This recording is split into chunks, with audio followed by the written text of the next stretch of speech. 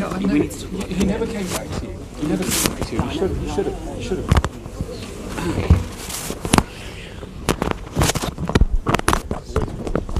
No, you absolutely should.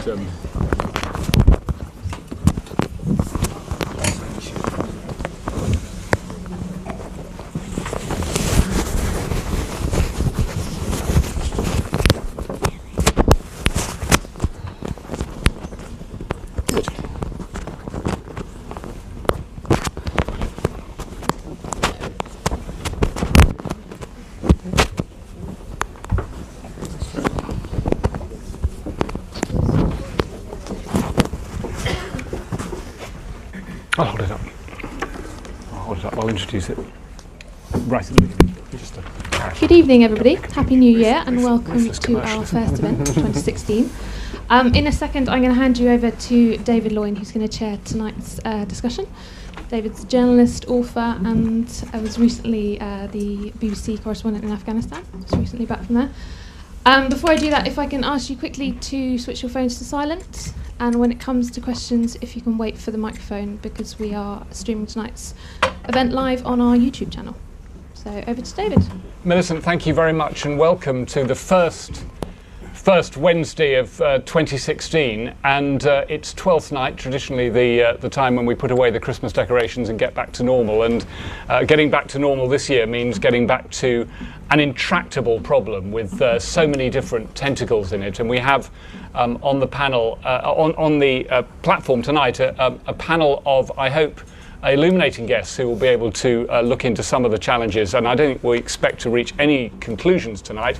One man on the panel who has a piece of naked commercialism, book available at the back, Burning Country, Syrians in Revolution and War, available tonight for the first time. In fact, Robin tells me this is the first time he's actually seen the physical copy of the book, so a very exciting moment for an author when you see it in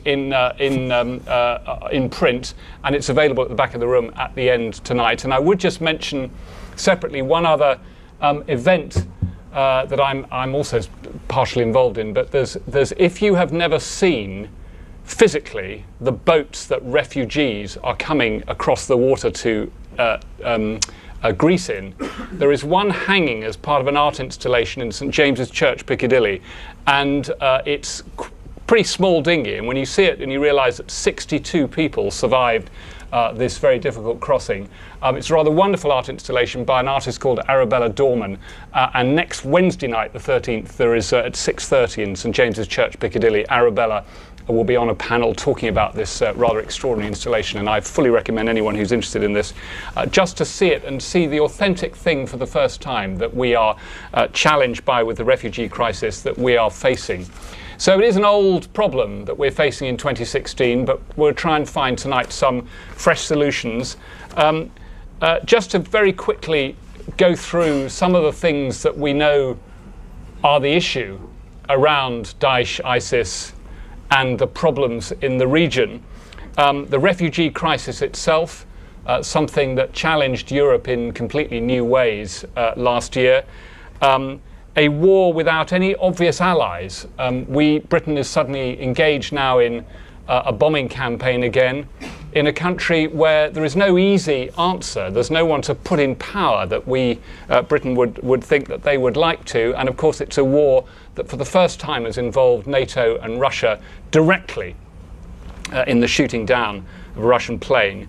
And there's a worsening conflict now between the Shia and Sunni world, and this is something that we'll get onto with the news this week of the execution of a prominent Shia cleric in Saudi Arabia, among a number of other people who were executed over the new year.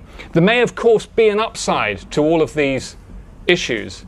You know, Russia and the US are talking for the first time in the region. They're talking all the time because Russian planes are in the air and American planes are in the air. So all of the deconfliction issues that you need to have for planes to be flying mean that there are new relations between Russian and American military figures on the ground.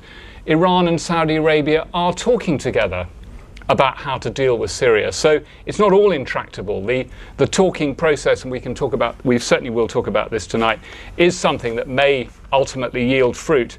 A better government has emerged in Baghdad that the West is now feels much more confident in backing than the previous one.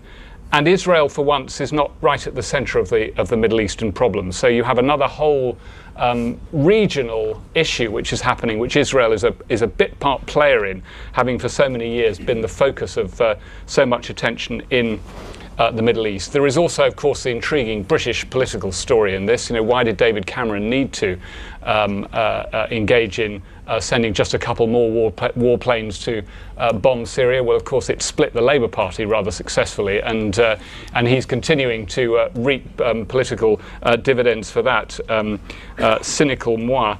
On the panel, in the far end, Azadeh Moaveni, who teaches now at Kingston University, also a very prominent freelance journalist, has done some extraordinary work, particularly around women, with talking to ISIS women, and she tells me she's heading for Tunisia later in the year to complete that project. She was Time magazine's Middle Eastern correspondent and has written a couple of books that sound like romantic novels.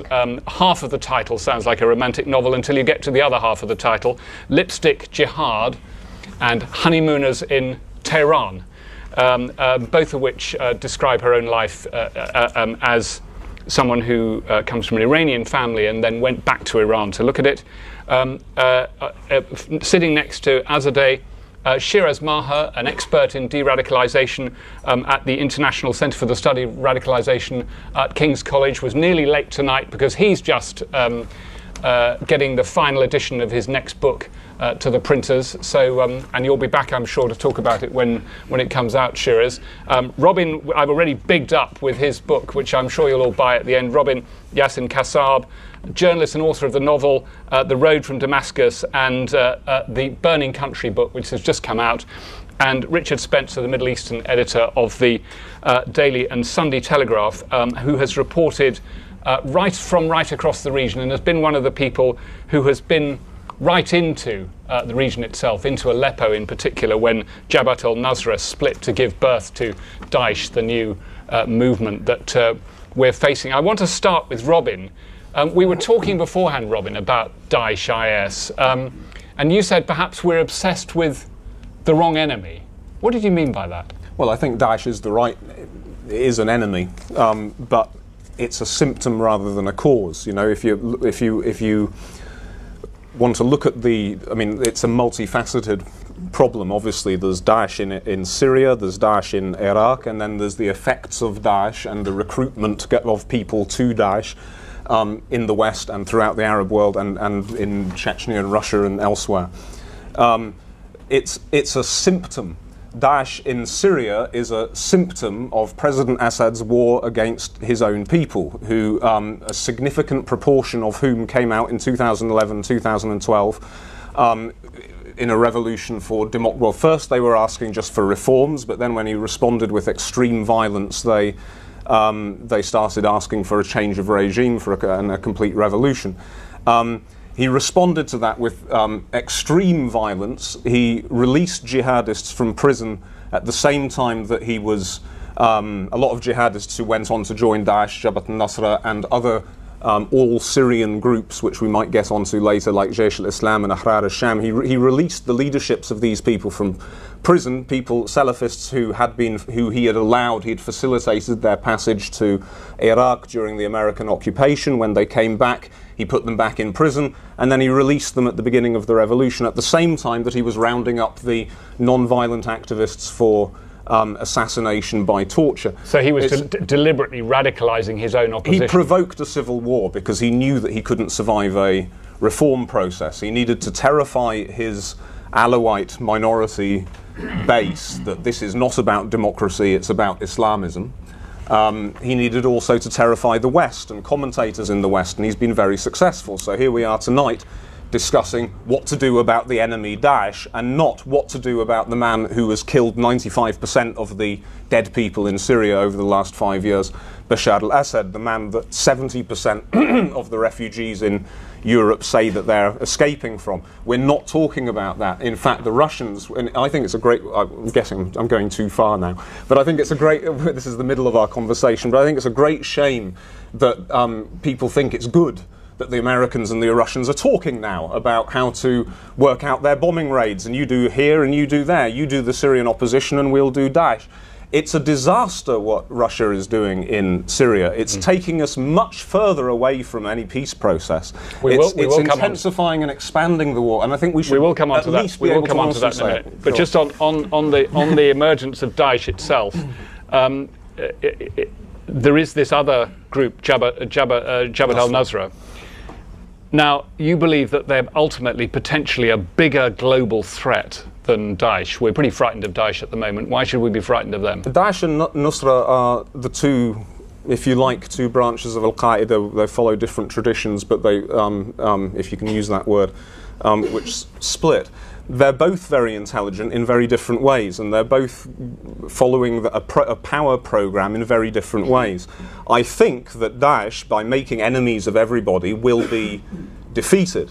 It's only there because of the chaos. If we could stop the chaos, then it would disappear because it doesn't have a real support base. Unlike groups like Ahrar al-Sham and Jaish al-Islam, it doesn't have any real support base. But in the chaos, yes, I think we can do something against Daesh by bombing it, because it's set itself up in its own area. It doesn't collaborate with anybody. It's made very clear that everybody else, from Jabhat al-Nusra to the democratic opposition to Assad and the international community, are its absolute enemy. So it will be defeated by these people.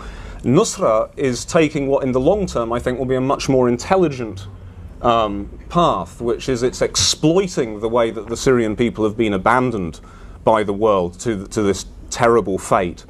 It's using its soft power, it's working in collaboration with people, it's embedding itself in local communities. And you meet people in Syria who are moderates. I don't like this language. We have to, anyway. Who are moderates, who are not fanatical. It's a useful shorthand. Who are not fanatical Islamists by any means. Who even want to live in a country with Alawis and Christians and so on in the future in a secular state. But they won't hear a word said against Jabhat al-Nusra because they perceive it as Jabhat al-Nusra solved the bread crisis in Aleppo in 2012 when there was a bread crisis. When Jabhat al-Nusra is on the front lines defending people from the attacks of Assad and his Shia militias from Iran and so on and so forth.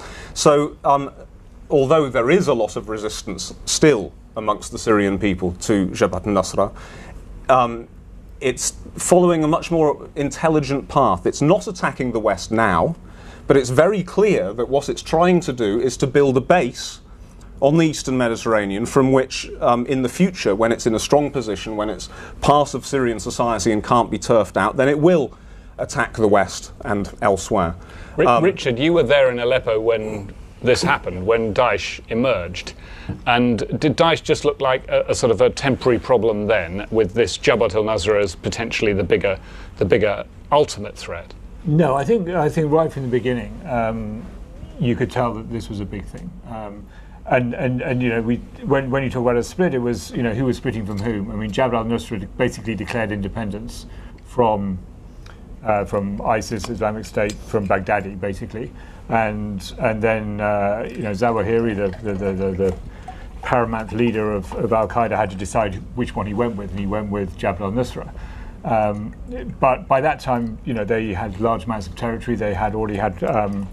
They were in alliance with various other groups in Raqqa, but they were clearly the dominant force, or Jabhat al-Nusra were the dominant force. And as we know, what happened then was that when they did split and they fought each other, eventually ISIS took the eastern half and Jabhat al-Nusra stayed in the western half. But at that time, this was in 2013, there were still people joining Jabhat al-Nusra from the moderate rebel groups. Moderate rebel groups felt abandoned. All the things that Robin has said, they felt abandoned. Jabhat al-Nusra were honest. The corruption thing was a very important thing, that Jabhat al-Nusra was seen as clean, whereas the other rebel groups, partly because they had no money, were extorting money, and there was this whole weapons trade going on, whereas Jabhat al-Nusra, you know, through its historical Al-Qaeda fundraising mechanisms, had good weapons. So perfectly normal guys from the villages of northern Syria were joining up to Al-Qaeda without, you know, I mean, they were sitting there chatting to me as if I was their friend, but saying, well, I'm joining Jabhat al-Nusra, you know, and I was saying, well, you know, do you want to kill me? Of course I don't want to kill you, you know. but that's how it was. They were doing that as a regional, local revolutionary group, rather than a global jihad. And this is where Zawahir has been very clever, of course, by going with that. I mean, nobody likes ISIS. Zawahir and Bin Laden didn't like ISIS 10 years ago. They were telling off Zarqawi, Baghdadi's predecessor, for being too brutal and too violent in Iraq. And they realised that the future, and Zawahiri, I think, although he has played, a lot of people in the jihadi community think he's played too long a game, but he's playing a very long game compared even to Bin Laden, and very much saying, embed in the local community, don't defend anyone. I don't know if you remember, he did this with in Mali. He sent messages to the Al Qaeda in the Islamic Maghreb and all those crazy romantic gangs. Mohammed. What's his name? Mokhtar not Mokhtar, saying, remember when you take over Mali, be nice to everyone. Don't scare people. Don't do the jihadi thing. So work with the locals. And they, of course, actually ignored him. But that was what his whole plan is: embed, and then we'll see. And that's a much more dangerous, much more difficult enemy, long term for the West than Baghdadi's craziness, I think. Do you believe, Azadi, that either of these are groups that the West could or should negotiate with? Well, that's quite difficult. I mean, ultimately, there's a short-term set of questions, which is, how to bring about an end to, the conflict in the short term, and which group is positioned, on the ground in ways with different constituencies to be able to do that. Some military element from the West is inevitable, and probably you would support it? Well, I mean, it's very difficult, and I think this is something that the Americans in particular are struggling with. I mean, this question of should we engage with Jabhat al-Nusra, especially in the last 2 or 3 months, has emerged. And I think it's politically very, very tricky. I mean, it brings up the ghosts of Afghanistan and the jihad there. Are we going to, in the short term, work with people on the ground militarily to achieve a short-term aim, and then to have empowered them, to have, to an extent, legitimized them on the ground so that they are the political future that we fear, that will then potentially have a profound backlash for our interests, in the region and beyond the region. But I think that it's really important, as Robin and Richard have been saying, to look at the landscape and the role that Nusra is playing, because I think we are, and I think the media is very much a part of this, obsessed with ISIS as the enemy, and those of us who spend time there and talk to people and see the reach and the depth of the appeal and success of Nusra on the ground, can project 5 years down the line or 3 years down the line and recognize, the problem that could potentially emerge out of this. The women that I spoke to, who had, were from Raqqa originally and had joined ISIS and worked with them in their morality brigade, and these are women who, had escaped ISIS. They came out into southern Turkey. They had seen the worst of the organization because they had been married to fighters. There was pressure on them to remarry very quickly. They were completely disillusioned. To them, ISIS was the worst thing that could have befallen their lives, after Assad. But yet, one of them was, when we talked about the future, she said, I believe in Nusra. I want to live in an Islamic state that is ruled by people like this, that tolerates these different minorities, but I see them as following the rules. I see them as not going out of their way and making it part of their ethos to target other Muslims. And they are Islamists, but they go by the rules. They don't bend, the Sharia to fit their brutality. And so there was a real kind of vision of Nusra playing a role in Syria's future in a way. Is it easy to explain? I mean, you did a long project on this, but is it easy to explain why they joined in the first place? I mean, there must have been many different personal reasons, presumably, but I think it is pretty easily distilled to, Raqqa as a city falling, becoming a city that was, eventually purely in the hands of ISIS. After ISIS took over Nusra and the city became, the stronghold for IS, I mean, it was impossible to work, to earn a living, to even get health care, to do anything really, to have access to electricity without some level of accommodation with this organization. So it was really for them, you know, a matter of survival, and it wasn't something that they decided immediately. You know, they tried to, and I think their families tried to find ways to cope with this new reality. But it was very difficult. You know, the lawyers were out of jobs. You know, one of the women's father was a farmer, but suddenly, you know, half of Raqqa was a farmer because you couldn't be a lawyer, you couldn't be an MRI technician because there were no more MRI machines to run. So even just getting by was profoundly difficult, and I think that, you know, many chose to flee, and half the city fled, but those who remained out of some kind of mix of desperation and just wanting to cope with the new force in their town decided to start. And I think, you know, it's a process, right, that the compromises become bigger and bigger as you go along, but you don't know that at the outset. But in terms of the West dealing with them, I mean, the Western press sort of has an obsession with Daesh, which do you agree that that might not in the long term be helpful in terms of understanding what's going on in the region?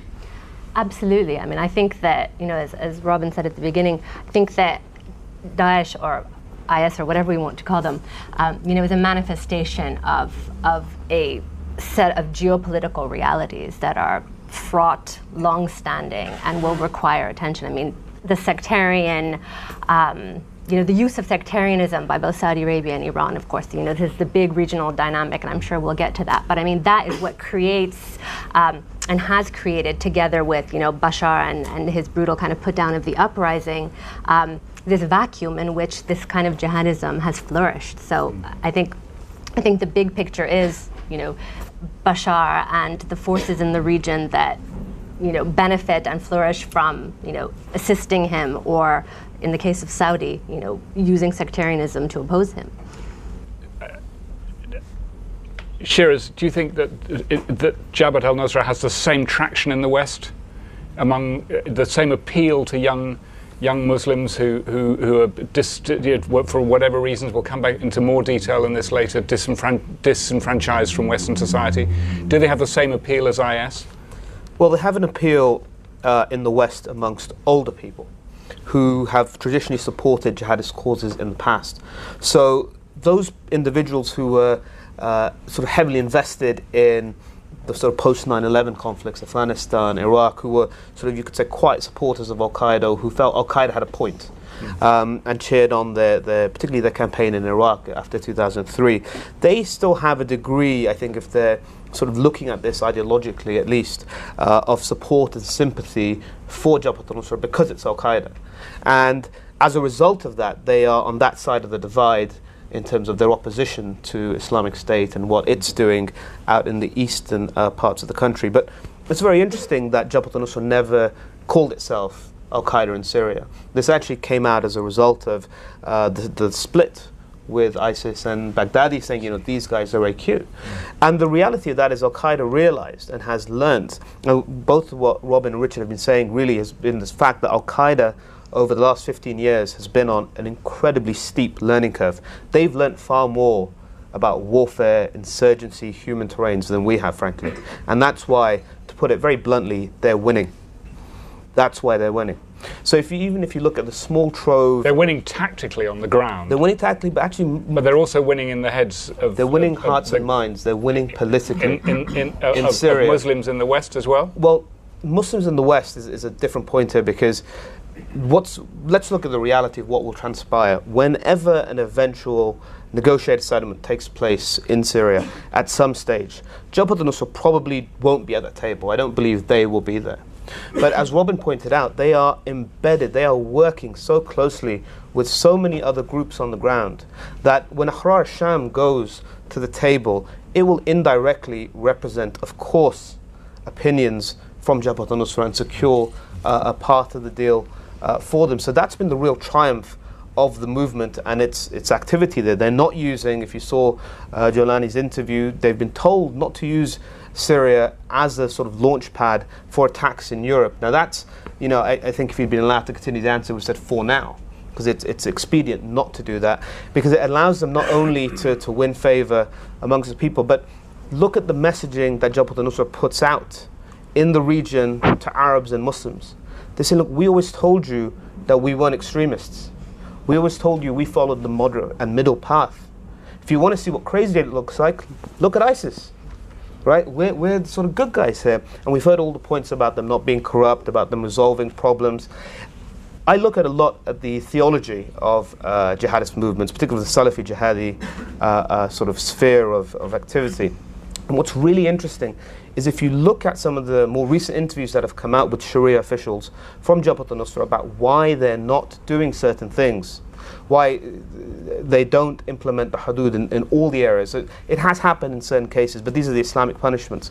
Why they're not happening. They've developed a sort of almost progressive, I don't want to put that label on them, but a sort of slightly progressive theology that says, you can suspend these rules in times of war. You can suspend certain things. So they've introduced a degree of pragmatism into the way they do this, which comes back to the point that Richard was making about them saying, when you go into Mali, don't be nuts. Win the support of the people. Have councils for them. So to sort of wrap it up, in essence, they recognized the need to carry public opinion. Now, for people who went at the start of the conflict, who I think were slightly older, who were slightly more ideologically invested in what you might call classical notions of jihad, of defending the oppressed against the oppressor, of helping your sort of fellow Muslim in a time of tyranny and sort of being oppressed as they were by the regime of Bashar al-Assad, people did join Jabhat al-Nusra. They joined auxiliary movements like Jaysh al-Muhajirin wal Ansar, which then supplied groups like Jabhat al-Nusra with fighters. But the youngsters who go are more attracted by sort of much more simplistic and binary ideas, and that's how ISIS messages. And so they go there. Can I very quickly answer your question? You were asking, Azadeh, if the West could or should deal with negotiate with Jabhat al-Nusra in the end. And then, I don't think they ever will sit down with Jabhat al-Nusra, but I agree with Shiraz that when they're embedded in Syrian society, then there are other people will represent groups. They will have a say. So the answer to the question is that the West will end up having to deal with Jabhat al-Nusra if it continues on its present course, which is to refuse to deal properly with the Free Army. Now, for example, in the south of Syria, the Southern Front, which is a agglomeration of Free Army militias who have signed up to a kind of democratic, they've allowed local council elections. I'd like to talk about local councils if we get a chance, because that's part of the solution. They've allowed local council elections. There's democracy is being practiced in their areas. They are dependent on military aid from a military operations room in Jordan. And the West, the Americans, keep telling the Jordanians and the Saudis and everybody else not to allow the anti-tank weapons and particularly the anti-aircraft weapons that they need. Now, these are people who have refused to work with Jabhat al-Nusra. Unlike the rebels in the north, they've refused to enter into formal alliances with Jabhat al-Nusra. You are giving them no choice. Last week, Sheikh Maskin, a major town in the south, was recaptured by the Assad regime with the help of Iranian militias and under heavy Russian bombardment. That was Russia and Iran and Assad attacking Democrats, the solution. And the West is sitting there watching it and stopping the people who want to give weapons to those people to defend themselves, stopping them doing it. And in other words, giving those people no choice at some point but to say, look, we have to work with Jabhat al-Nusra. Well, before Richard comes in, local council elections. Yes. You mentioned. Yes. Well, what I want to say about the councils... It's an unusual moment in the middle of a guerrilla war to... Well, this is it. I think this is like one of the biggest stories that we have in Syria and in the whole Middle East and in the whole world, is that actually there are Syrians in these conditions practicing democracy. Now, in the previous decade, we had America going to war and Britain going to war supposedly in order to create democracy in the Middle East. And creating a civil war and a state collapse and a disaster in the name of democracy. And then you have people themselves doing it themselves, not being, not asking you to bring it in on tanks and planes. They're doing it themselves when the state has collapsed. There are over 400 councils, revolutionary or local councils in Syria. At the provincial level, they are all democratically elected. And are they being supported? Because I know that there is some British aid money that there is more than many other countries that goes directly into Syria, and these are the sorts of things. And that they go to the councils, and they're going to the councils and to projects with people who are attached to the councils, and that's really positive. We should hear more about that. We should do more of that, and we should insist that those people are part of the solution. Recently, the Saudis in Riyadh brought together quite a good broad spectrum of the Syrian opposition, from people who were tolerated to Assad all the way to Ahrar al-Sham. It brought together the coalition and kind of community and religious leaders and so on. It didn't bring representatives of the councils. Now, the councils are really important for two reasons for any settlement. Because the decentralization model that they offer could allow Syria to remain one country, and at the same time deal with these explosive ethnic and sectarian polarizations. So, for example, the Kurds have already set up, the PYD have already set up their own council system. So they could have their autonomy. That could work within a decentralization system. If, for example, in Tartus, where you have a large Alawi community, lots of Christians, and it's a more liberal coastal city, the local council there in the future may decide that alcohol is freely available, whereas in Hama, for example, or in Deir ez-Zor, the local council may decide that alcohol should be illegal. I mean, these are the way, this kind of decentralization model, using the organizations which Syrians have already created, which are already democratic, using those, supporting those, building those up, encouraging them to build up in regime-controlled areas too, which I think the British are doing. I think which is a very interesting thing. I think that the councils are a really important part of any future settlement, and nobody's talking about it. The media isn't talking about it. I hope that media people here will start talking about the Syrian people in general, and not just the jihadists and the geopolitics. We'll come back onto what, as it were, what the West can do right at the end, and I'll come to questions quite soon. But I just want to extend it from the sort of the granular discussion of what's going on the ground to some of the wider regional questions. And I mentioned this issue with Saudi Arabia at the moment. I mean, Richard, what is Saudi Arabia doing at the moment? We know that because of the cut in the price of oil, the country is facing a pretty major economic crisis. It can't afford the huge benefits payments that it currently has for its own people. And it's fighting this very complex war in Yemen that it's not been very successful in. It's finding military intervention just as hard as anybody else does. Surprise, surprise. What's it playing at? What's on Saudi Arabia's mind? Is it a united front, or in terms of its relations with the region? I don't think it's a united front in terms of its relations with itself, actually. And I think, the thing about Saudi Arabia at the moment, it's one of those countries where, for years everyone just heard that's Saudi. Saudi, what does Saudi do? It, stops women driving, beheads people, don't like it, slightly strange. They won't let me go there, and I wouldn't want to go there even if they did let me go there. So don't have to worry about that. Just nasty, but over there somewhere. And but carrying on buying their oil and selling them. And of course, now suddenly it's become incredibly important in the Middle East. It's become a British political issue, and suddenly you have to start looking at it carefully. And what you find is something actually very complex. It's just had a new king. The last king who died in January, he'd been effectively ruling the country for 20 years, and it's a functioning country. So imagine if you had a prime minister here who died after 20 years, and suddenly everyone was saying, what happens next? It's difficult enough when Thatcher goes and says what happens next, and Major's government is all over the place because everyone says, Thatcher will just run the country for the next year, 20, 30 years, and we don't have to worry about that. She'll just run it, and then suddenly you've got Major and all his bonkers ministers, and everything falls apart. And there's something similar happening in Saudi Arabia. You've got a new king who is elderly, because that's how their system works. Everyone's saying, how can this be that the 58th son of the founder of Saudi Arabia is now still running the country, and he's got his nephew and his son in the two key positions answerable to him. One in charge of security, one in charge of everything else. His son is in charge of everything else, and his son is hypermanic. His son wants to solve every problem in Saudi Arabia in 6 months because he's 30 and ambitious and volatile and impulsive.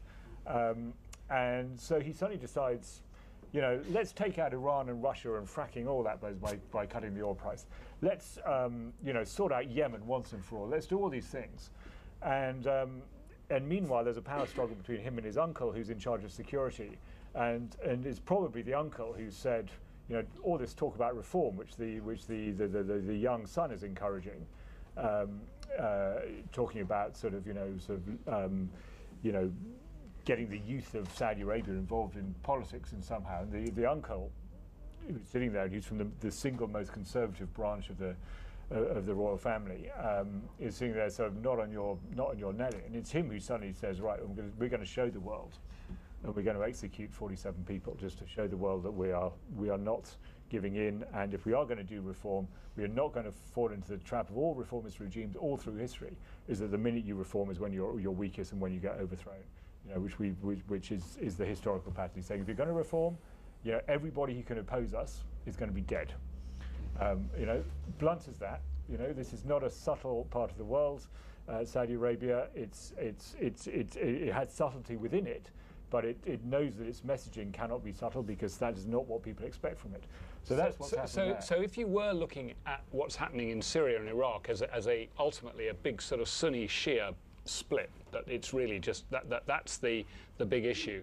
The big Sunni player in the region is not a very reliable ally if you're any one of these different Sunni groups. Just to finish, looking at it, I'm putting the Saudi position because I know it quite well because I've been there quite recently and I've talked to a number of the players involved. And I want to say I'm not by any means defending their approach. I'm just trying to say how they see the world. And they see the world, they see that they are becoming players by choice because America has pulled out. And in fact, they're right to think that. America does not like Saudi Arabia. We don't like, who are Saudi Arabia's closest allies? It's Britain and America. Go to anyone on any street corner in America or Britain and say, those Saudis, they're great, aren't they? The result you're going to get, and we're democracies, so this is a kind of problem. And so, they think of us as unreliable allies, and they're kind of right. A lot of what Bush and Obama have done in the last 15 years in American policy has been to, undercut Saudi Arabia. One of the reasons they went into Iraq was because they wanted a new ally in the Middle East, a new oil-producing ally in the Middle East, so they wouldn't have to rely quite so much on Saudi Arabia. And Obama has, supported the Arab Spring. He supported, democracy in the Middle East. Even George Bush, especially George Bush, said, my aim is democracy in the Middle East. This isn't something that goes down well when you're a hereditary monarchy that's been run by the same brothers of the same man for the last, 70 years. So that doesn't go down very well. So they are saying, right, we're going to take charge. We're in charge of the Sunni world. We are in charge of our security interests now. We are in charge of our positioning in the Middle East. We don't like Iran. We don't like what Iran's doing. America's even cozying up to Iran with this nuclear deal. We're going to take action. Now, I say I don't defend that, but that is how they see the world. Azadeh. My perspective on the Saudi image in the West is slightly different. I think, especially in the States, for many, many years, it was really the inverse to my mind. Saudi was the reliable ally. Saudi was a country that sent Prince Bandar to wear cowboy boots and join George W. Bush at his ranch. It was a country that had this incredibly Teflon reputation in the States, in the media narrative. Despite 19 of the September 11th hijackers being Saudis, it really did not dent this idea that Saudi is our staunch ally in the region. They're close friends with the Bushes. These are people that we can deal with. They're a little bit exotic. They have meetings in tents, but they have safeguarded our interests for many years, and we will be loyal to them.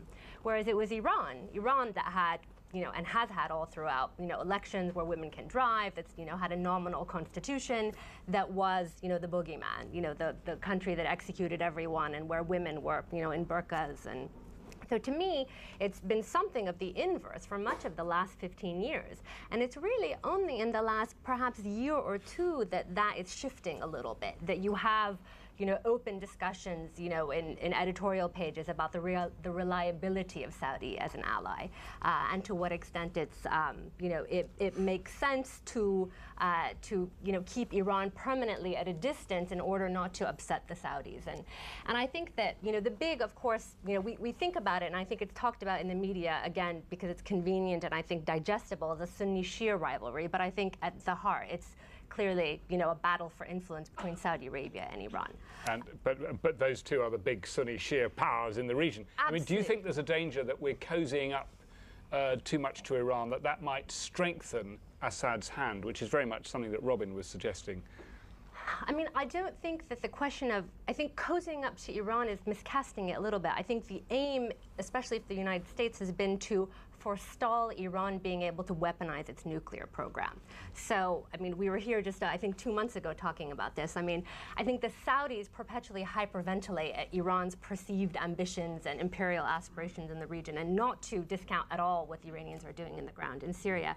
But I think that the nuclear deal, and we heard Jamie Rubin say this a couple of months ago, is what's primarily, an arms control treaty designed to prevent Iran from, a program that could weaponize. What it will mean beyond that in terms of rapprochement is all sort of theoretical and yet to be seen. I think the Saudis deeply fear what it could mean, but in terms of, that as an eventuality, nothing has emerged yet. I mean, sanctions are barely being dismantled. Iran is hardly, at the center of diplomacy in the world, and I think they've just sent a missile within 1,000 meters of an American warship, which means that sanctions might well be reintroduced. Absolutely, and we see with the sacking of the Saudi embassy that Iran is deeply factionalized internally, and it's not at all clear that the Rouhani government will have the upper hand. But I think that because this rivalry is very much at the heart of what is happening in Syria, it's very much a crisis of diplomacy for these two to come to the table. And I think, especially since Rouhani has come to power, the Iranians have tried to engage with the Saudis. They have sent, deputy foreign ministers. Foreign Minister Zarif went to King Abdullah's funeral. They've tried to meet the Saudis at the UN. They've tried to engage in track 2 via European capitals and are being rebuffed. So, Can I jump in? I have to and then Shiraz, because I've talked more than you, Shiraz. Go on quickly. You said that the Saudis are hyperventilating over the Iranian threat in the region, and they are. They're behaving in an absurd and criminal way as usual. And for example, it's true that Iran helped to destabilize Yemen, but the Saudi reaction to that has destabilized Yemen far more than Iran ever could have done. So I'm not defending Saudi Arabia, but I think one of the many reasons why it executed criminally Sheikh Nimr the other day was because it needs to show to its own constituency domestically, it needs to show that we are standing up to Iran and the Shia in the region. It did it in a criminal and wrong way. But there is this perception in the region, which is absolutely right, because the Iranians, hyperventilating. I mean, the Persian foreigners are in Syria en masse, thousands of them, killing the people. They're running Bashar al-Assad's military effort. They're even running negotiations. When Ahrar al-Sham negotiated over Zabadani, they didn't negotiate with Assad, they negotiated with Iran. Iranian officials boast openly that they now have an empire in the Arab world and that they've got 3 capitals, they're about to get a 4th. Semicolon, full stop. Go on. Shiraz, I'm going to come to questions. Have we got a microphone? Shiraz, you've been very patiently trying to get in. I just wanted to pick up on this fact that I should clarify. I'm going to explain the Saudi mindset a little bit as well. But before anyone then looks it up and sort of accuses me of sort of bias, I lived in Saudi Arabia for 14 years. I go back frequently, so I put that out as a caveat. But I think spending that amount of time with this very closed society and people does give you an insight. I think you're right. People didn't post 9/11 look at Saudi like this crazy way. It had this Teflon image. It had this ability to come through the 80s without being tarnished in any way, and it's only in the last year or so. But the reality is why. The reality is that Saudi Arabia was a consensus player for all the terrible things they did internally, and for all the things they may have done inside the kingdom that people abroad look at and say, well, we're not really happy with this. We think these are draconian or inhumane policies. The point is Saudi Arabia wasn't in the world trying to reshape it. I wasn't trying to fundamentally sort of reshape the contours of power. Now, Iran has done that. Egypt has done that. Syria has done that. Saddam in Iraq tried that. So Saudi came through on the basis of the fact there was not a consensus player. Post 9/11, internally, it moved very dramatically. to round up Al-Qaeda cells. They effectively killed off Al-Qaeda within Saudi Arabia in 2 years. That's why they're all now down in Yemen, because they had sanctuary there in what is essentially a failed state on Saudi's doorstep. So that's been the most critical factor in Saudi's ability to have good relations with the world. And I would say, having just been there a few months ago, the Saudis are feeling very, very vulnerable right now. That's the issue. They are feeling cut off. If you look at the first Gulf War, when that took place, what happened? The Saudis lived under a Western, principally American security umbrella. And they're starting to realize that that's not going to last forever. And so now they're having to take it on. I think the whole point why the issue is sort of starting to happen now, and Saudi's image is being eroded, is because, as Robin said at the start, we don't talk about Assad anymore. We talk about foreign fighters. We talk about the jihadis in Syria. But actually, that's only part of the picture. We talk about the Sunni jihadis. What about all the Shia that are there? So Iran and the Shia forces are now coming through with this sort of immunity from public debate. And so I think it's perceived Saudi support for the Sunni rebels that people are saying, God, these guys are barbarians and they want to pull back. I'm going to open it up to the floor. For the tape, remind us who you are, and if you have an affiliation, tell us. James Thacker, I work with 10 human rights groups. You're quite right, they are winning, and who knows who we should be telling them who should be winning at this stage. But Assange and Manning did their noble acts, as was often commented, after the fact.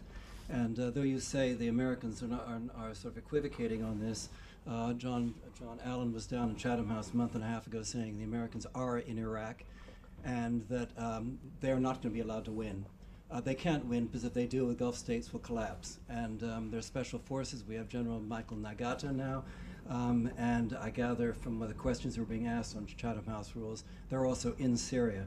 How much do we know the Americans are on the ground there?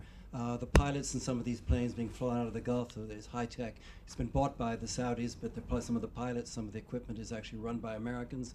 How much are the Americans there? I think we need to know this ahead of time now. Does anybody know the answer to that? Yeah, Richard. They're there. The Americans are in, and the British. The British are in Iraq. The British are in Syria. The Americans are in Iraq. And it's not a secret, is it? It's not a. I don't think it's ever been formally confirmed, but there are British special forces in northern Syria. How much are they in control, though? Sorry? How much are they in control? No, they're doing what you would expect. They're scouting. They're helping local forces on the ground coordinate airstrikes. That's the prime responsibility. But of course, if you've got a few SAS guys roaming around in that region north of Raqqa, and of course we know that. There's no secret about the fact they're in Iraq. Obviously, they're doing what the SAS do, which is they're not going to go and take towns and cities, but they're supporting their local allies with tactical advice, which occasionally means a certain amount of self-defense. Sorry? Is this escalation? The escalation is the bombing campaign. I don't think it goes beyond the stated policy aims of either Britain or America, because those are very vague. But those are very vaguely stated, of course. When they were training local forces, it was an extraordinary sort of farcical moment. Why didn't that work? The Americans? Yes. The Americans, that was slightly misrepresented, probably by me as well. There are several different training programs for several different types of forces, and the one that became farcical was a very specific Pentagon program. So it had to be a bit more overt, because it's Pentagon rather than CIA, for particular vetted moderate groups. And the trouble was that I spoke to some of the people who were being vetted, and it was like trying to sort of do a UCAS interview for a university place, when you're sending people into Aleppo. It wasn't really realistic, and so basically, in order to be worthy of a Pentagon program, so this is this is not those nasty people in the CIA who always do nasty things. This is the Pentagon. But they put lots of people through it. But in order to put them, they didn't put a huge amount of people through it in the end.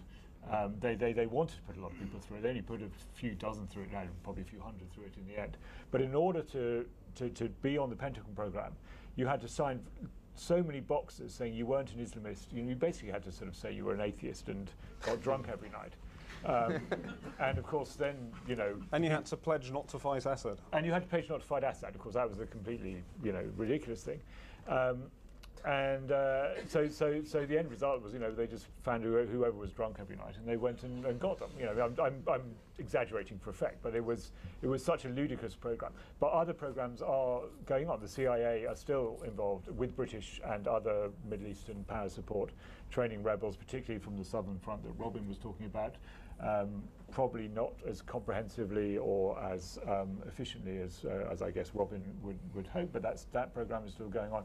And of course, we're working with the Kurds, both in Iraq overtly, in Syria much more covertly, and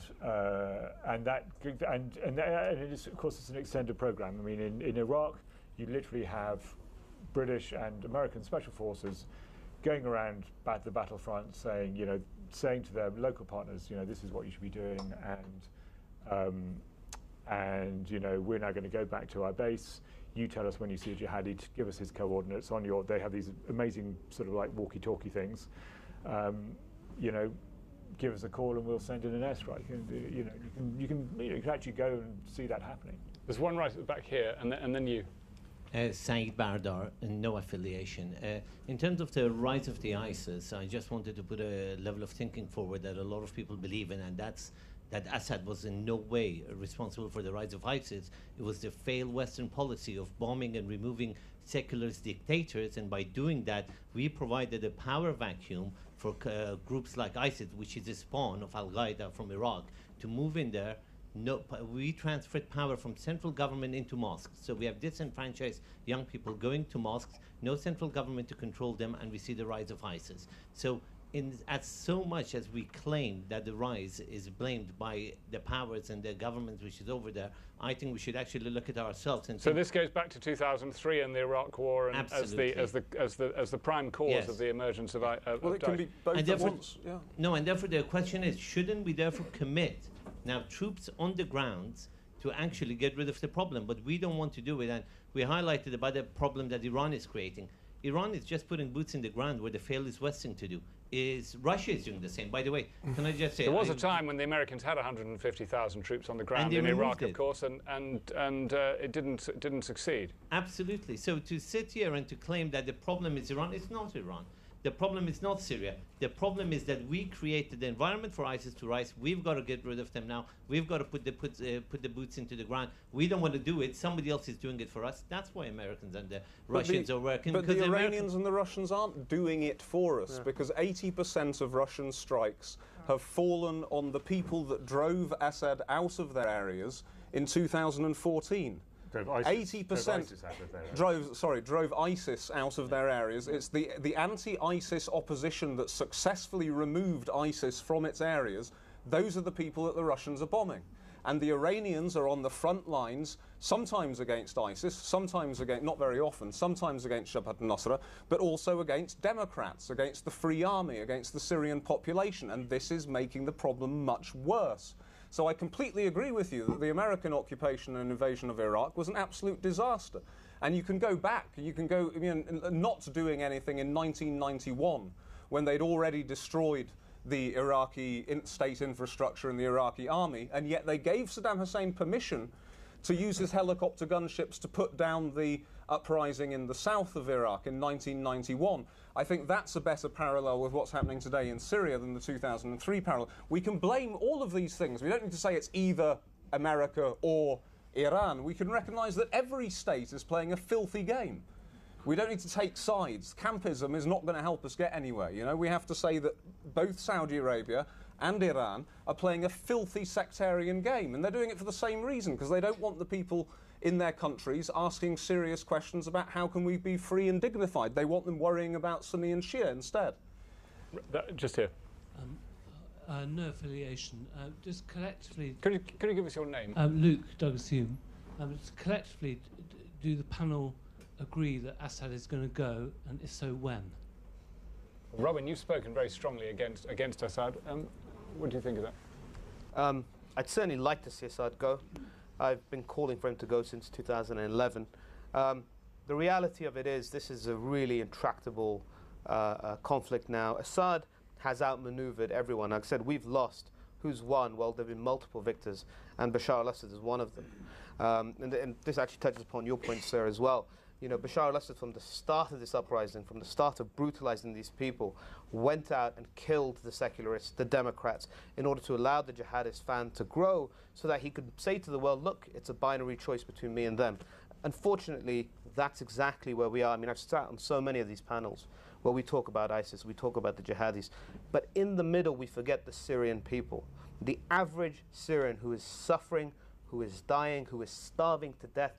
I have so many Syrian friends from whom I hear on a daily basis, their relatives are, you know, starving to death. It's unacceptable. It's disgusting. It's unconscionable what is transpiring. Assad will survive. Sorry, just to answer. Assad will survive in some shape or form, but that's not to say that there won't be sort of a breakdown of the region, which we've essentially already seen. Are there any circumstances under which Iran would dump Assad? I think absolutely. I mean, I think Iran is already gaming out and considering, you know, how it will conduct itself in Syria, you know, with or without Assad generally. I mean, they're talking with everyone, you know, to a greater or lesser extent. I think for Iran, what's really important, I mean, I think Iran, you know, would dump Assad in a moment if it comes to that, and they know that that's where the momentum is going. I think for them, it's important to keep some key supply routes open. There's sort of corridors that they need to have in the hands of some political faction that is friendly to Tehran in order to be able to, you know, send, you know, whatever is necessary to Hezbollah in Lebanon. So I think that it's a game of geography and ensuring that, you know, there are corridors. You know, it may end up with a factionalized, you know, broken apart Syria, but, you know, Iran is definitely looking ahead to a potentially post-Assad future. What about Russia? I mean, Richard, Russia's engagement suddenly in this region, maybe we haven't talked about it enough tonight, is one of the really, I mean, Putin is suddenly in the Middle East, his only ally, and they're not going to let him go, are they? I think the gaming thing is absolutely important. It is absolutely the most important thing. You know, I think you're absolutely right. I'm sure that Iran and Russia as well have been gaming it, as, you know, in their own very different ways. But I kind of disagree in the sense I think that Iran have gamed it probably time and time again, and they've always ended up with it's Assad or nothing. I think the Iranians think that under the current, you know, under all the circumstances they envisage, if Assad goes, they go, and their credibility and everything else hangs on it. I think the Russian entry. I mean, there's all this talk about Russia and Iran not being on the same page, because I think Russia probably, you know, can game it without Assad, but they've now got themselves into, Russia and Iran are now in a lockbind, partly because of their own joint anti-American rhetoric and other conflicts that they're both involved with America. They've got into a position where they've wound each other up. So neither. I think that Russia probably, in theory, could game it without Assad, but given that they're dependent on Iran to be the boots on the ground, they're also not gaming it without Assad. So they both put all their chips on that square. Of course, they've got some boots on the ground in Syria, Russia, yeah, but I mean, in terms of the people, you know, the people who are the ground troops, the ground troops in Syria now all answer to Iran in one way or another. I mean, the Syrian army loyal to Assad is loyal to Assad, but not Iran, is still there. But the real fighting forces, all you know, the popular committees and the militias are all loyal to Iran. Mike, sorry. Mike Martin, no affiliation.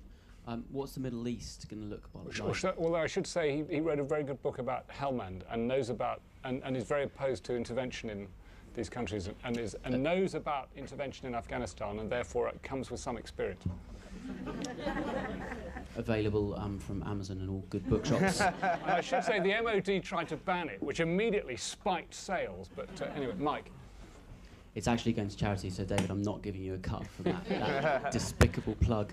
So my question is a simple one to whoever wants to answer it. What's the Middle East going to look like in 50 years? Very good question. Very good question. I think we'll go right along the panel from right to left, actually, with that. Oh my 50 years time. What will the Middle East look like? depends on whose vision you're going to be contemplating. I mean, what do you think is going to happen? What do I think? My vision. I mean, I see potential for, the entire Gulf as we know it, the Persian Gulf with the boundaries that we understand them today, like Bahrain, potentially the UAE. I could see those dissolving, and one vast kind of kingdom emerging under some kind of joint, Sunni Arab leadership. I think Iran will, retain its territorial integrity and its position, and it's somewhat disheartening to think about, what two kind of powers like that would mean, a region that's divided in that way. The Levant, I think, remains tricky. I think perhaps the only country that I can imagine staying exactly as it is perhaps Jordan, who's managed somehow, rather miraculously to stand back from the fray on all sides, despite having, this majority Palestinian population. Well, of course, we'll have got well beyond peak oil, and Saudi Arabia will have lost so much of its international influence. But is there any hope, Shiraz, that we might have moved towards some sort of more moderate, not a word, but one that we can agree to use it for now, some sort of more moderate Islam, that there might be more sense within the region of moving towards a new Islamic enlightenment or some such? God, will Islam sort itself out in 50 years? You wonder if the Middle East would have sorted itself out. I don't think either of these things will be sorted in 50 years, to be honest. I think the Gulf will still be standing as it pretty much is. They're much more inert as societies, and they have money, which allows them to essentially keep up the rentier bargain with their people. So I think those countries will kind of remain as they are. As for Islam, Islam, if you look at it in that region as well, just over the last 15 years, has been on quite a trajectory. The Saudis can get involved with this debate in a way that other governments can't, just by virtue of being custodians of the holy sites and sort of controlling the sites where Islam essentially. But the trajectory at the moment doesn't feel in a very helpful direction. No, we're talking about glacial progress, I think. It's progress, but it's not moving at a particularly fast rate, which is why I said essentially I think we're going to be where we are, more or less in the same place, particularly in that part. I think in the Levant, you will see a greater move towards a sort of more federalized system of governance. I think that's the only way you can really keep it going. It's sort of fashionable to talk about the balkanization of the Middle East and breakup of the Levant, but that sort of idea has been on the table for so long. I don't think it's going to happen.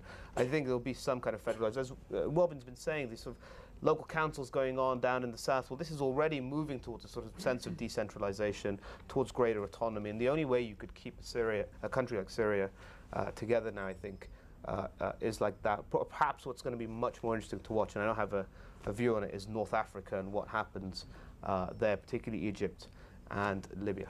I mean, it's so far beyond the 50 years as the thought of most kind of speculation and crystal ball gazing. But Robin, what do you think? Well, when I get home, it's quite interesting. When I get home tomorrow, I have to start writing a thing for The Guardian about what do I think of the Arab Spring 5 years on, and this is a reply piece to something that they asked me to write 5 years ago. They asked me to write about Syria. Is there going to be a revolution in Syria? No, I said. There isn't going to be a revolution in Syria, and I gave very good reasons for it too. There you go. I'm not going to even begin to. I think that we are. Will it be a better place to live in? I've got no idea. And it ties into many other issues, like, for example, global warming, things like that. It ties into so many issues. It's too far for me to see. What I can say is that I don't think it's glacial. You can't tell what direction we're going in. We're going in lots of different directions at once, but I think there is incredibly rapid change. I think we're at an amazing and terrible moment in history where the societies of the the whole world is changing very fast. The societies of the Middle East are going through revolutionary changes, and I think, was it misattributed to Chairman Mao? Did he say that someone asked him, what do you think of the French Revolution? He said it's too early to tell. Well, there you go. It's just too early to tell. And about religion, I've noticed when I've been interviewing Syrian activists and so on, it's really surprising that you meet a lot of declared atheists and agnostics and people of no religion, quite a lot, which wasn't the case 5-10 years ago. I mean, there may have been people who thought like that, but I didn't really speak about it. So that is happening because of the revolutionary cultural processes, because people are questioning everything. It's happening because people have seen the exploitation of religion by power, by ISIS and Saudi Arabia and Iran and Assad and everyone else, and are disgusted by it. But at the same time, I just read Brian Whittaker's book, Arabs Without God, and it's quite convincing when he shows United Nations human development figures, those countries where life is stable and reasonably prosperous and safe and happy tend to have high atheism counts, and those countries where life is dangerous and unstable tend to have, religion tends to be very important to people.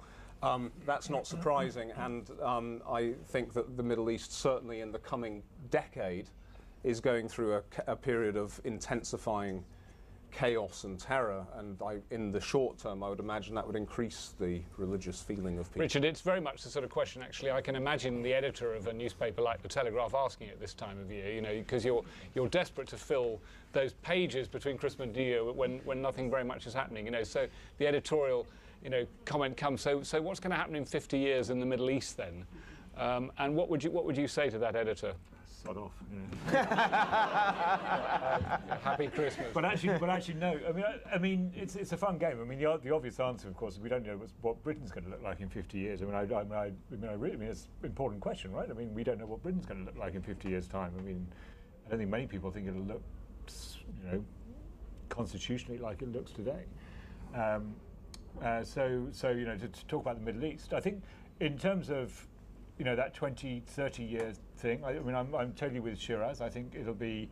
I don't think it'll be functional in a sort of in a modern state, nation state sort of way. I think there'll be. I think federalization is the thing rather than balkanization. I think you're exactly right in a lot of these places. I think you'll see. Regional as America withdraws, particularly if America continues to withdraw, which I think it will do in terms of not wanting to be the world's policeman and no one taking its place.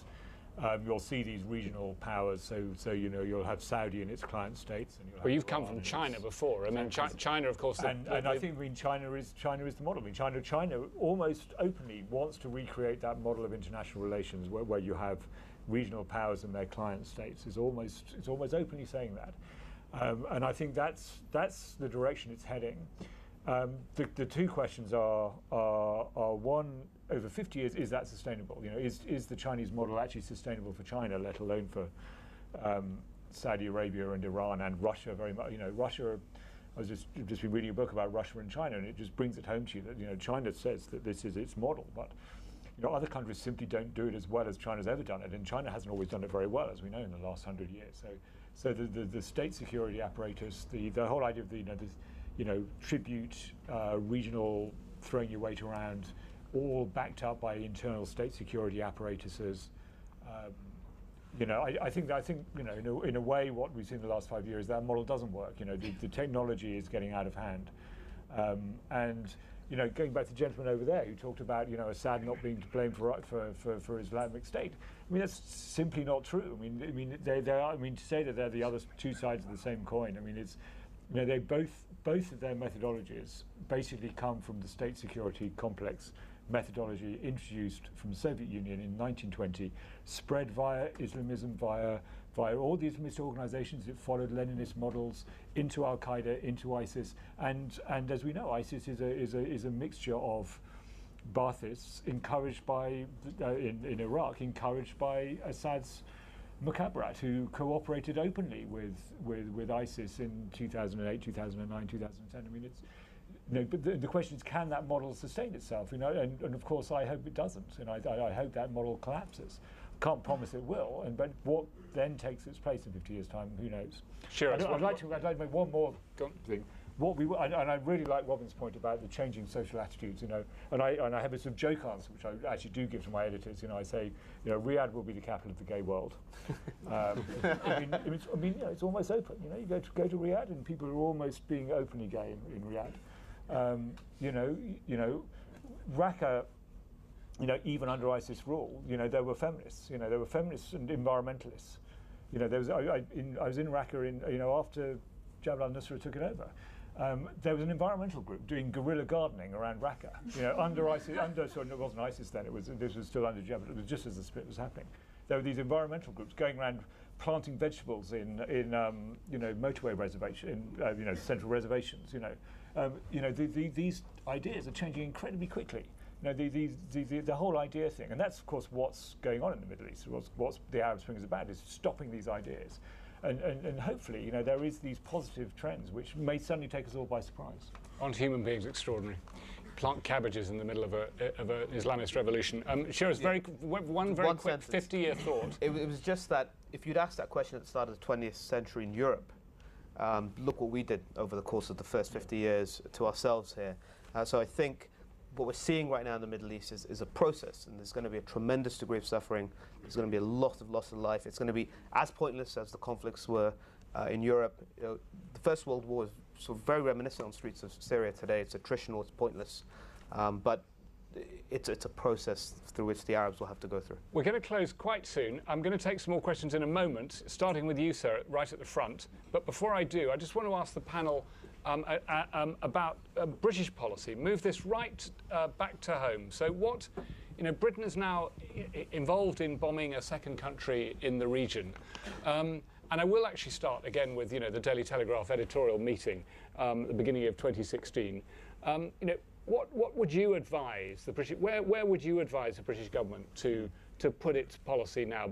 And also thinking of de-radicalisation issues at home, which we now, the Conservative government has controversially, as we know, now focusing on non-violent extremism and trying to engage in men and women's minds, as well as criminal actions or potential criminal actions, which is a highly controversial area. So there's the de-radicalisation issue at home, there are refugees, and there's the fact that Britain is now engaged once again in bombing a Middle Eastern country. I mean, if the editor comes to you and says, look, we need to have an editorial policy on this, on the Cameron government and its Syria-Iraq policy, what should it be? What should it be? I mean, as a matter of principle, because I report, and I actually don't write leaders, and although I express my opinion probably far more than I ought to, I always try and draw the line at actually saying this is what we should be doing. So I'm not going to say bombing is right or wrong. I'm not going to say we should have boots on the ground or not. But what I would say is that what the last 5 years have shown is that things that are actually obvious when you think about them. If the Western allies, particularly Britain, France, America, maybe it's actually a 15-year thing. If Britain, France, America, the Western allies, the people we think of as the West, the free world, whether we like individual aspects of whether we like Donald Trump or Corbyn or whatever, if they don't stick together and form common policies, then Western policy will fall apart, which is not surprising, but it's what's happened. And it's what happened in the Arab Spring, and it's what happened before that after 2003. We've had no coherent long-term strategy of what we want in the Middle East. You could argue because of 2003, actually. Partly because, so much. Yeah, I mean, I totally agree. But we've had, and as a result, we've had incoherence. And actually, although protests around the Middle East for years and years have said, West out, West out, West out. There's a consequence to that, and we have to accept that. And the other thing I would say is that partial answers are no answers, and going back to Robin's very first answer, bombing ISIS without having a strategy for the Middle East is a disaster. I said 2 years ago, I actually wrote, when the whole issue of bombing Syria before came up in response to the chemical weapons attack, I said, fine, if you don't want to bomb Assad now, that's fine. It's a perfectly defensible position. But don't come to us in 2 years. I actually said 10 years' time. It happened much quicker. Don't come to us in 10 years' time and say we have to invade.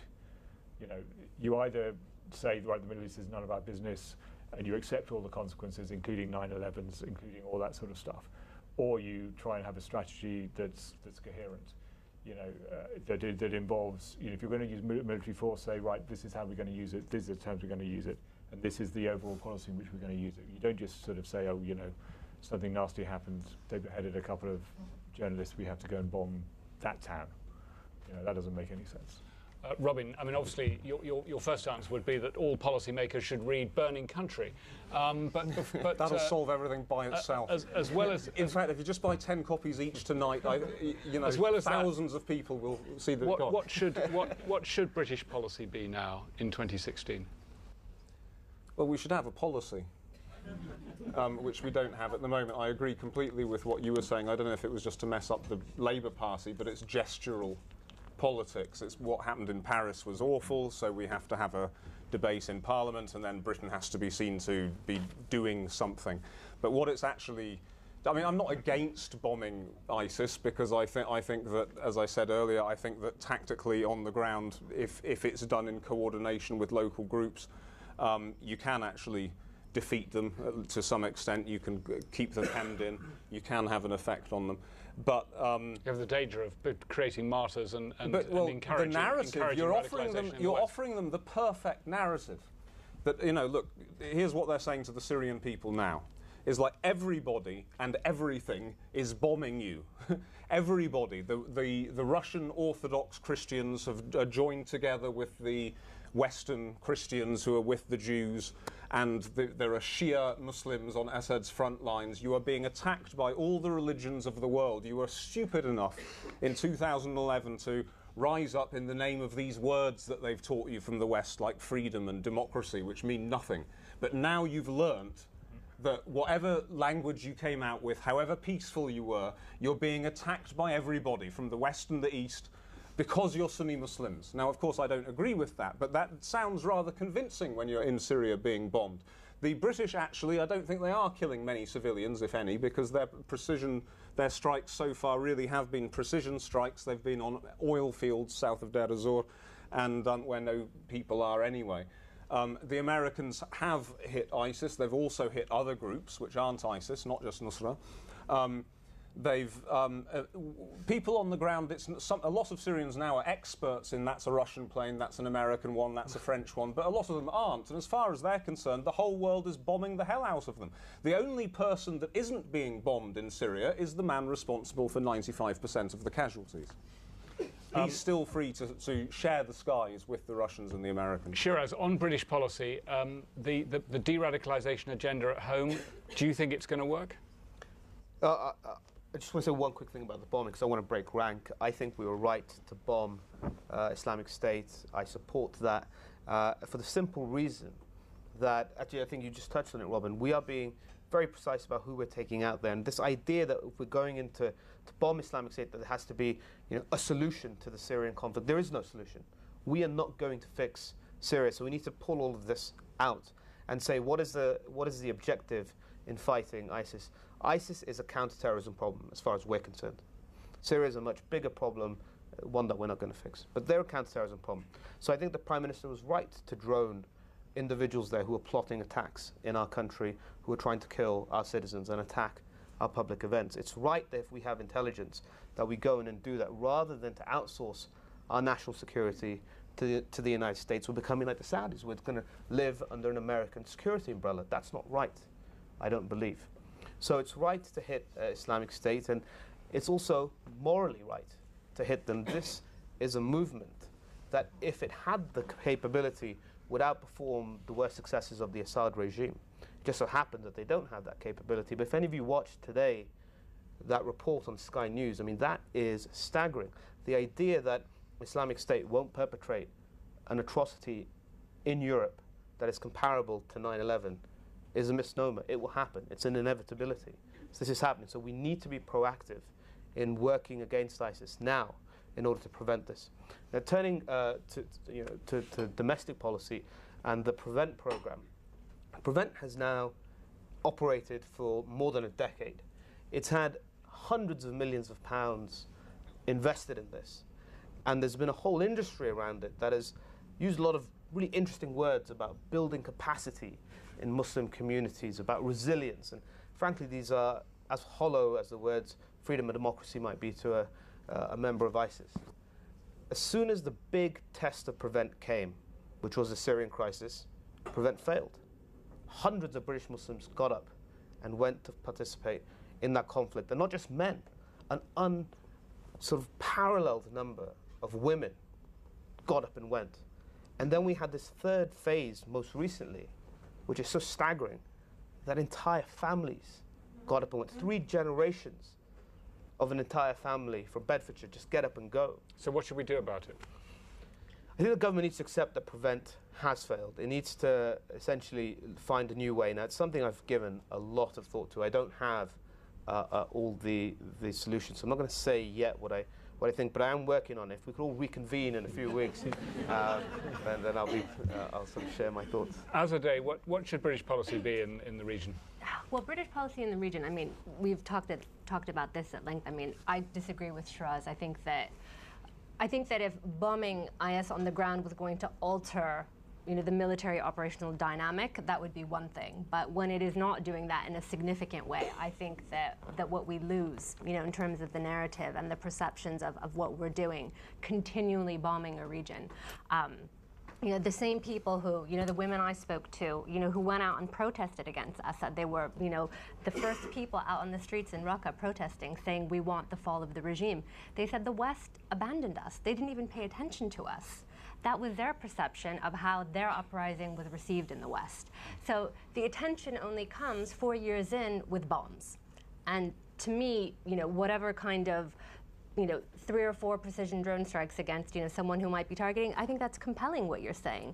But overall, when you're sort of looking at the trajectory of what we've done, Britain, the United States, and the region in the last 10 to 15 years, I think it does, far more damage than anything else. You mean you wouldn't have started from here? You want a more coherent strategy from the beginning? Yes, absolutely. And then very quickly on Prevent, and I'll just respond to this with my university lecturer hat on. I mean, I think that Prevent is so enormously damaging, and I think feeds into the narrative that lures so many young people to go and think that they're doing something for Muslims by fighting with IS. I mean, at my university, the atmosphere and the way that Prevent is becoming enacted, and my fellow lecturers, if a girl, this happened to one of our students, decided over the summer that she wanted to start covering her hair, and collectively people started whispering, do we need to look at radicalization? Should we look into her family? Do we have to convene, a meeting of the department to look at whether she's been radicalized? Because you now might have a legal responsibility to do that. Well, exactly. I mean, it's part of the list of things that we're supposed to observe amongst our students, and it's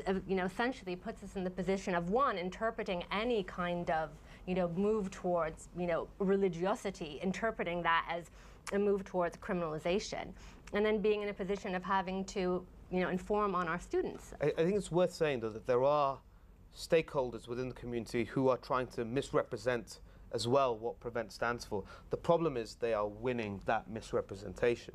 So regardless of what you think about Prevent, it has an image problem. And because it has an image problem, the very constituency that you want it to reach, it has failed by virtue of that alone. Regardless of its internal merits and coherence or whatever, it has failed. And the statutory footing is a disaster. I say to all my students, I'm going to refer to a lot of them, therefore I'm in the clear. And then it's up to the government what to do. We're going to close in a few minutes. I want to take 2 more questions. You've been waiting very patiently. One here, and you've asked a question, and here. Yeah, I'm going to take 2 more, and then we'll ask the panel to answer them. Sir. Frank Jackson, former co-chair of the World Disarmament Campaign. And wearing a white poppy. And wearing a white poppy, yes. I think about the old joke about the man says, how do I get to Little Muddlecombe from here? Yokel, if I was going to Little Muddlecombe, I wouldn't start from here.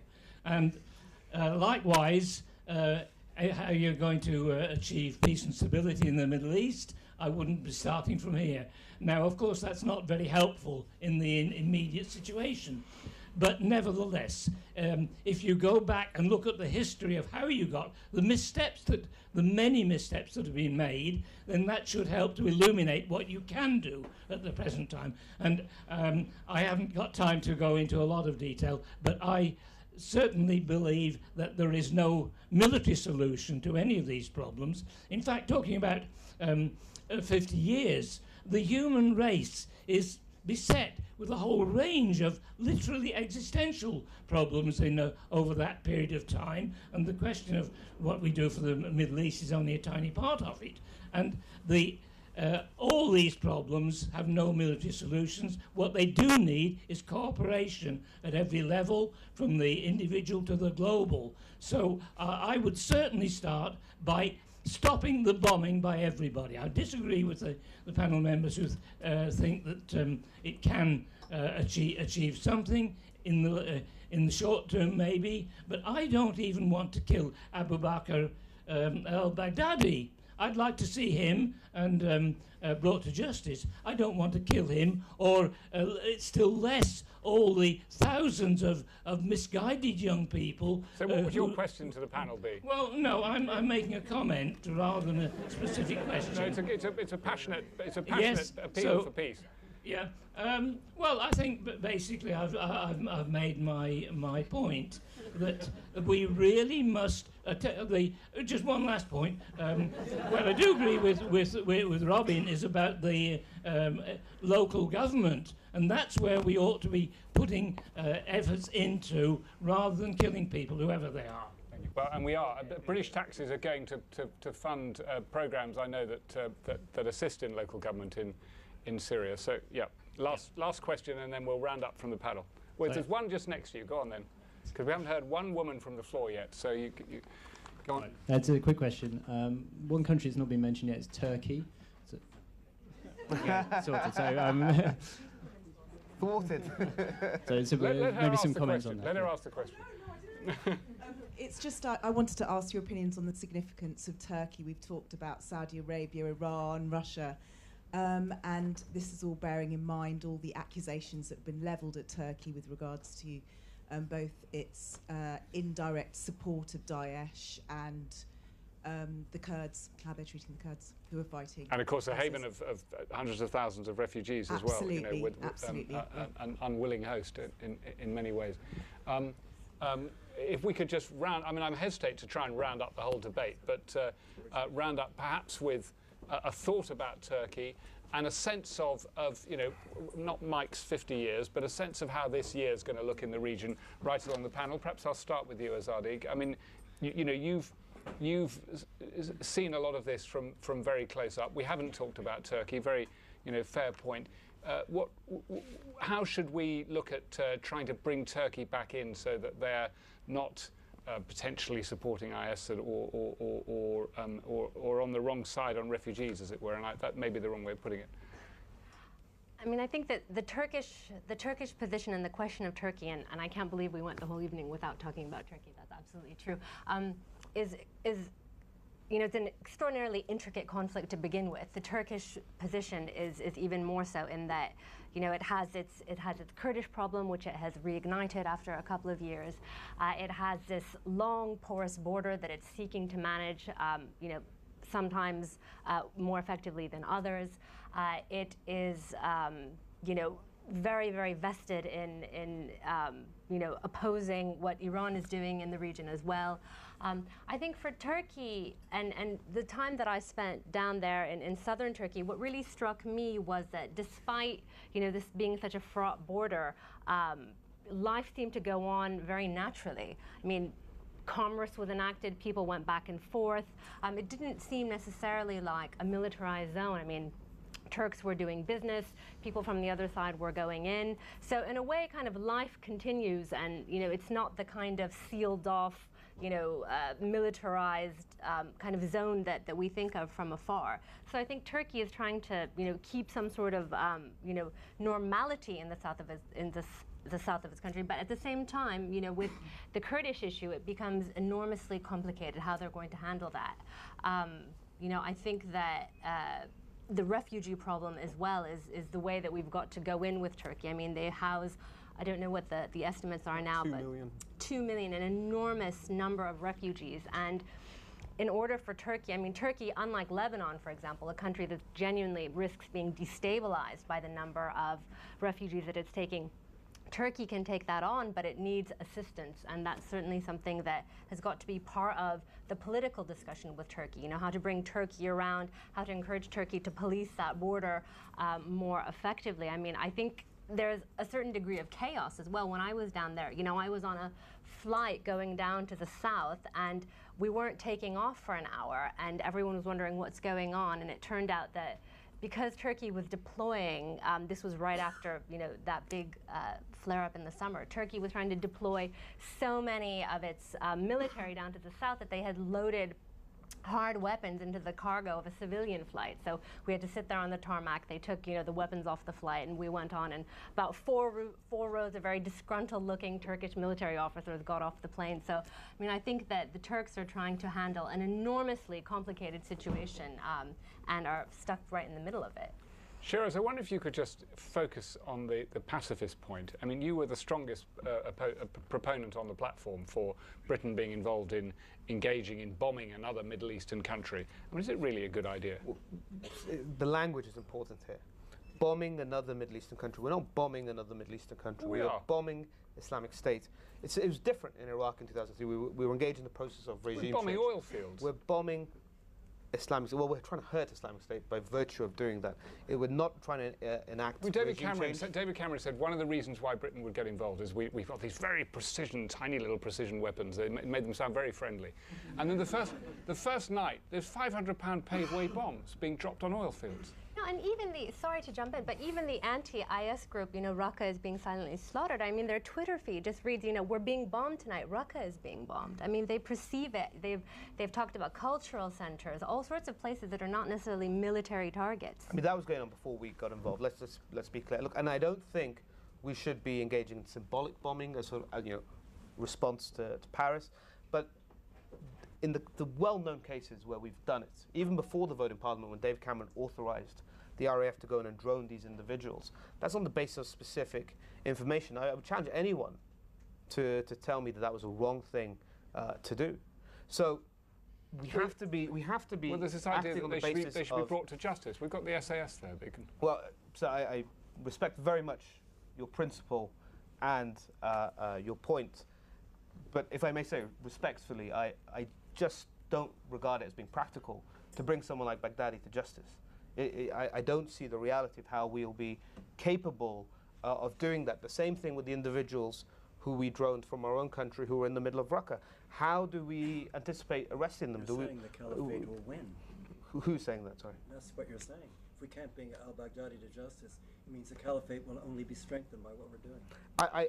I also reject that narrative. I mean, the idea that, yes, Islamic State does message to its people saying you are being bombed by everybody, but not everyone buys into that. The Raqqa is being silently slaughtered group itself, I've spent a lot of time with them. They're not all united in this view that it's a bad thing to hit them. Far more damaging, and I accept this point, is that if we are going in, I wouldn't stop just at bombing ISIS. I would be bombing Assad's troops, because actually on the ground, when you look at the average Sunni on the ground, what are they saying? The average Sunni civilian, he's saying the West will only get involved for its own interests, but we are sacrifices. So it's not just, oh, your bombs are falling on those people. It's saying, look, we are being surrendered to this killing machine. I feel that argument is one that's going to continue in the bar. Just closing with you two, Robin and Richard. I mean, is Turkey a reliable ally, given that they have their own Kurdish situation and which they appear to be using the opportunity to go far more strongly on the Kurds than they might otherwise do?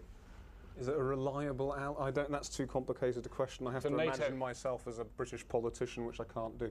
But what I would say is that in 2013, I went into the north of Syria twice. And the first time I went with, they were letting people with Syrian passports through without asking them any questions. But if you didn't have a Syrian passport or your document was out of date, you couldn't go through. So I didn't have a Syrian passport, I couldn't go through. My friends went through, I went round, met some Kurdish boys, gave them a bit of money. I thought they were going to take me for a long walk over the hills, but actually they just took me round the corner and told me to climb over the wall into the same border point that I'd just been. And I was saying, no, and I was there like crouching under this wall, calling my friends, saying, they're telling me to jump over the wall. And they're saying, just do it, that's fine. And I did it, and the boys told me, oh, we've taken lots of Chechens across this way. So certainly at that point, I think the border is being much more carefully policed now, probably still not carefully enough. So there's that. And I think that one reason for that is that the Turks see, as the Turkish state sees the PYD building the Kurdish political party which is dominant in Rojava, in the Kurdish areas of Syria. They don't want it building something which could later become a state. And they certainly, and neither do the Arabs area, they certainly don't want it linking up, taking Arab territory to link up the cantons, which it's trying to do at the moment. That's an issue. They see it from their own point of view. There's a long struggle between Turkish and Kurdish nationalism. It's a long story. And it's not a happy one, and Kurds have been suffering from it for a long time. There's that. At the same time, I must say that Turkey has been more generous than any other neighbour in welcoming refugees, in allowing them to work, although it doesn't, but it does allow them. In border towns, I've seen them setting up, they've allowed Syrians to set up their own charities, workshops, orphanages, etc., etc. So a lot of Syrians feel very grateful to Turkey for that. But it's like any state, it's a mixture of good and bad and different interests. Richard. Turkey, I think, I'm going to add in Qatar. I mean, no one's mentioned Qatar at all. Qatar's probably the single most important player in the whole thing. The whole thing right from the start of the Arab Spring in 2011. And it's too late to start getting into this, but Turkey and Qatar, I think there's absolutely no doubt now, used the Arab Spring very consciously together. Hijack is probably not too strong a word in favour of the Muslim Brotherhood and a particular strand of Islamist politics, which it thought was a solution, but a complete disaster. It's a complete disgrace, actually. I have no sympathy with either government. It's been actually disgraceful. Having said that, I do agree with Robin about internally in Turkey, the sanctuary they've given to the refugees is amazing, and I'm not. I mean, just that very strategic miscalculation they made was they did it in a very dishonest way, and it's caused disaster. And not nearly enough focus has been on that right from the fall of Gaddafi and the arrival of Belhaj, if anyone knows who he is in Libya, the day that Gaddafi was driven out of Tripoli, and everything's gone wrong since then. Actually.